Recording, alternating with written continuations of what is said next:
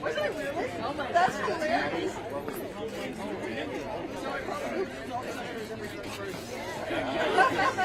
Who's the only one who got us all? Hello. I know. I gotta see if it's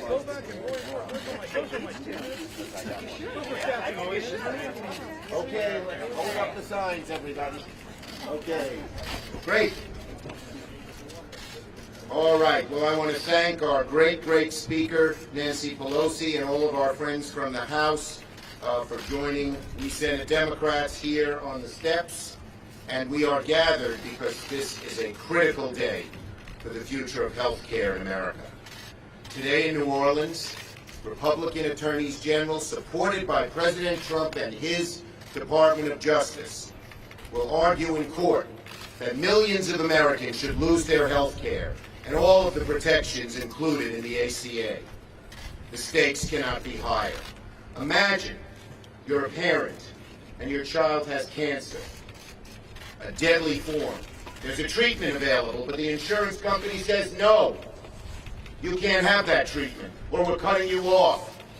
What is Donald Trump, what are our Republican friends telling that family? That you can't get health care and we have nothing to put in its place? Shame on them. Shame on them. The stakes can't be higher. The faces you see behind us are faces of Americans. Millions of Americans who will suffer if Republicans succeed in dismantling our health care law. Millions of people's lives, nothing less, are on the line.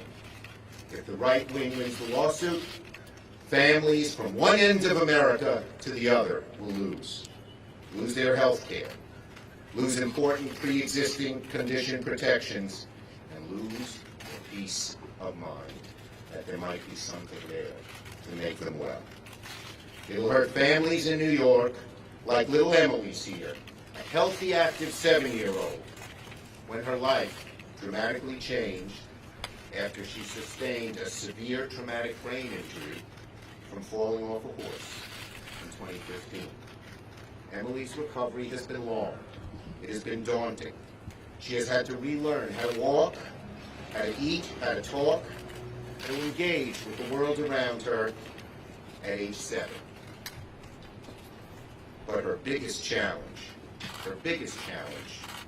was her family's struggle, because private insurance could only cover 60 days of rehab. Thankfully, her family was given what Emily's mother calls a lifeline. She received her care through Medicaid, as millions of other Americans have in these types of situations. Because of ACA, and only because of ACA, she knows that she doesn't have to worry that she'll be denied health care or charged prices so high that her family can't afford them because of her pre-existing condition. She's going to live with this pre-existing condition the rest of her life. I am, and we all are fighting to keep Emily's protections and those that millions and millions of Americans, not Mr. Trump, the very wealthy who can afford it, but average families, working families, middle-class families, struggling families, who desperately depend on this health care that you, President Trump, and you Republicans are trying to take from them. We cannot allow it to happen. The stakes can't be higher. The bottom line is very simple. If Republicans prevail, these protections are obliterated overnight. And our Republican friends in the House and Senate are just mum. They go home and they say they want to protect pre-existing conditions, and then they act to take them away and do nothing to preserve them. Hypocrisy. Blatant hypocrisy. So, when President Trump declares the Republican Party will be the party of health care, everyone knows he's full of it.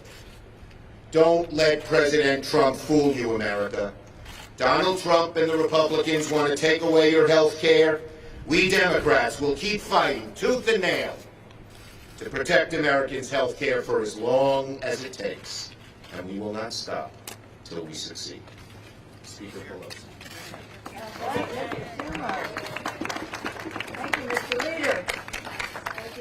leader. That was a good clap. That was a real clap. Thank you, Leader Schumer, for bringing us together here on the steps of the United States Senate to speak out on behalf of all of the American people. I'm pleased to be here with you and the distinguished senator, former House member, Senator Jackie Rosen, who is a champion for health care in the House and now in the Senate, and Colin Allred, a freshman member, whom I will introduce in a moment, talk about in a moment, and his role in all of this from day one as a member of Congress. Today, House and Senate Democrats are here to show the human stakes of the GOP's relentless assault on health care. As the oral arguments being heard today in GOP's Texas versus U.S. lawsuit, we gather to give voice to the hardworking Americans whose health and economic security are in jeopardy. Today, the Trump administration is demanding that the court strike down every last provision of the ACA, protections for over 130 million Americans with pre-existing conditions and their families, bans on lifetime and annual limits. As the leader mentioned, that can be a very, have a devastating impact financially as well as health-wise for a family. The Medicaid expansion, again, as the leader mentioned, Medicaid expansion in the ACA, very important to people born with babies born with pre-existing condition and families otherwise. Savings for seniors on prescription drug costs, the premium assistance that makes health coverage affordable for millions of Americans' families. As you all know, the Affordable Care Act extended benefits to 20 million people who did not have health care before, and that was very, important. A major achievement in itself, but that was not the full extent of the bill. 130 million Americans have pre-existing conditions, and they are affected by this law case. And what's interesting about it is during the campaign across the country, the Republicans were saying, we're for preserving the pre-existing medical condition. And yet they vote over and over again to prevent it, and now they're taking it to court. And the reason they think they have a chance in court is because what they did on the horrible GOP tax scam bill where they undermined the Affordable Care Act there. So every chance they get, they try to undermine the health and economic security, financial security of America's working families. The ACA is a pillar of health and economic security, standing alongside Medicare, Medicaid, and Social Security. But the GOP is showing that they want to destroy the Affordable Care Act for America's families. With the leadership of Colin Allred, as mentioned earlier, and our outstanding freshman class, our majority voted on day one to show the full legal weight of the House against this disastrous GOP lawsuit. But more than 190 Republicans that day voted to be fully complicit in the administration's attempt to tear away health protections. Families across the nation have called on Congress to protect our care, and House Democrats are fighting for them. And may I pay tribute to the mobilization on the outside. Our inside maneuvering is very important to pass legislation, but we cannot succeed without the outside mobilizations of so many patient advocacy groups, little lobbyists, so many groups uniting and collaborating to protect our care. I thank them. I thank them for their leadership and their success. Democrats will continue to fight for the people to lower health care costs and the cost of prescription drugs and to protect people with pre-existing conditions. I want to call to your attention, and I'm so proud that so many colleagues in the House and Senate are here with their examples. We all have so many to choose from because there are so many examples in our constituency. I am here with Jonah Cohen. He's my constituent in San Francisco. Jonah is 11 years old and will be entering into the 6th grade this fall. On April 11, 2017, his life dramatically changed when he was diagnosed with type 1 diabetes. It's been a hard adjustment, especially as he has a phobia of shots. But he is trying to continue to live a normal life. He is a brown belt in Taekwondo and plays piano. He's a lovely young man. Now, imagine that this descended upon their family in April of last year. Every family in America is one phone call, one diagnosis, one accident away from being slaves to pre-existing conditions, the cost that they incur, and more importantly, the toll they take on the health of family members. It is really important that the court honor its precedents in it when it ruled in favor of the Affordable Care Act on a previous occasion. Now it is my privilege to yield to the distinguished senator from Nevada, as I mentioned, a former member of the House of whom we're very proud, Senator Jackie Rosen.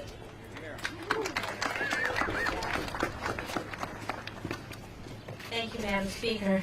Leader Schumer, thank you all for being here today. I want to point out to you my picture. This is Elsie. She's 8 years old. She loves to read. She loves to play outside, and right after Elsie was born, she was diagnosed with cystic fibrosis, a life-threatening genetic disease that affects thousands of people across the United States. This debilitating disease makes it incredibly difficult for Elsie and thousands of other Americans to do something just as simple as breathing. And what's even more tragic is that more than half the patients with cystic fibrosis don't live to be the age of 30. It takes a lot to treat CF. Elsie takes over 100 pills a week to treat her disease, aid her digestion, maintain her nutrition levels, and that doesn't even take into account medication and medical equipment she needs to keep breathing. This is Elsie's routine when she's healthy. When she's sick with another illness or infection, the treatments are more difficult, more painful, more expensive. However, Elsie is fortunate that she has a loving and dedicated family that continue to fight for Elsie's health. And that's why we're here today. That's what we all must do for Elsie and for countless others. Millions of people living with pre-existing conditions like Elsie are at risk of losing affordable, quality care if the ACA is struck down. And no child, no adult for that matter, should be deprived of basic health coverage they depend on to stay alive. Elsie and her family, they refuse to give up. And they're the reason that we are not giving up either. We must fight to give Elsie and her family that breath of fresh air she struggles to take every moment of every day. We must fight for the 20 million people at risk of losing their coverage if this ACA is repealed. Millions of people depend on us. They sent us here to protect their health care. That's what I'm doing. That's what we're doing. Thank you.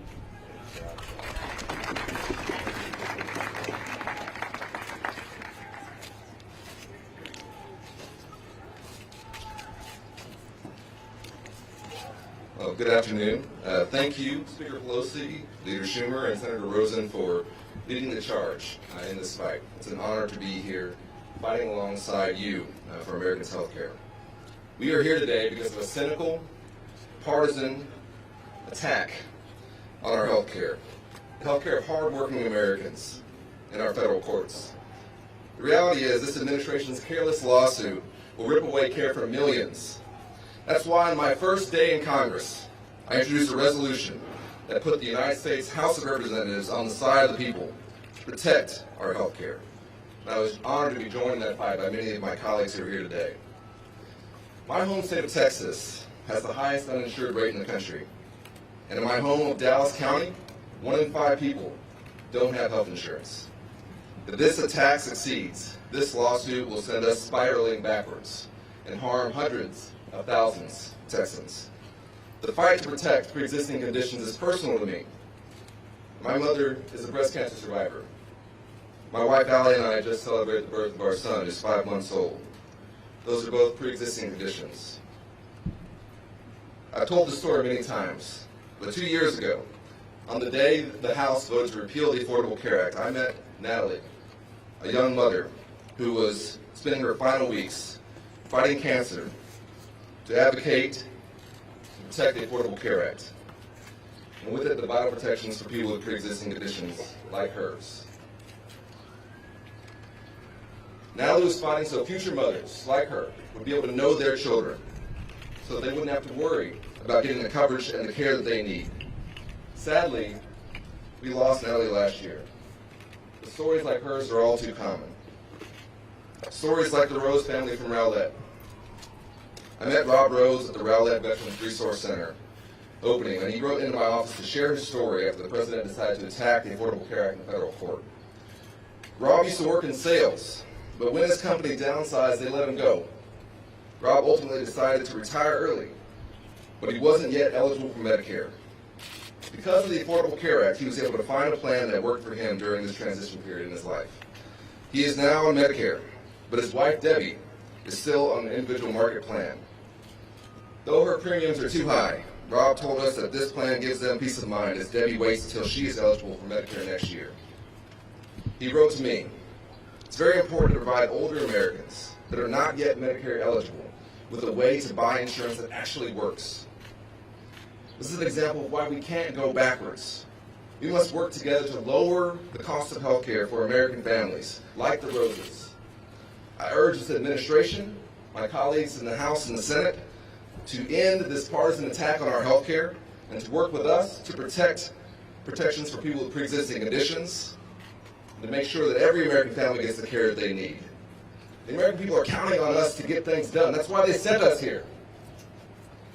We have to stop this sabotage, this infighting. It's hurting the American people. It's hurting families like the Roses. And we are so much better than this. Thank you so much." And for everyone you've heard about, the 4 families, there are scores back here and millions in America. We're all going to hold up our signs so you can see them. It's they that it's all about.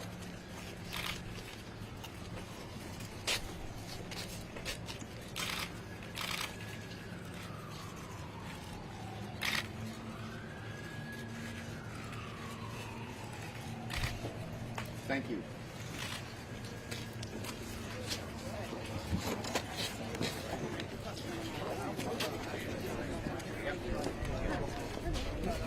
Thanks everyone for coming.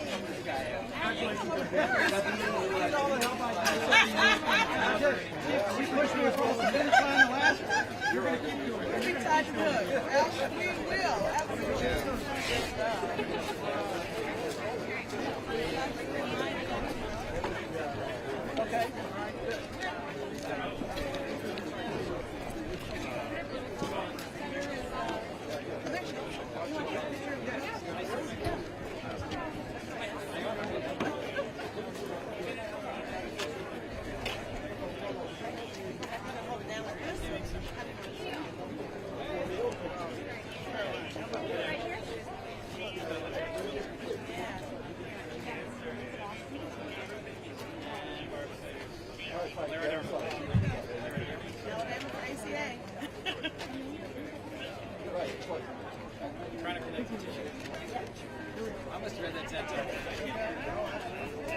All right, and this is USB text arguments for me.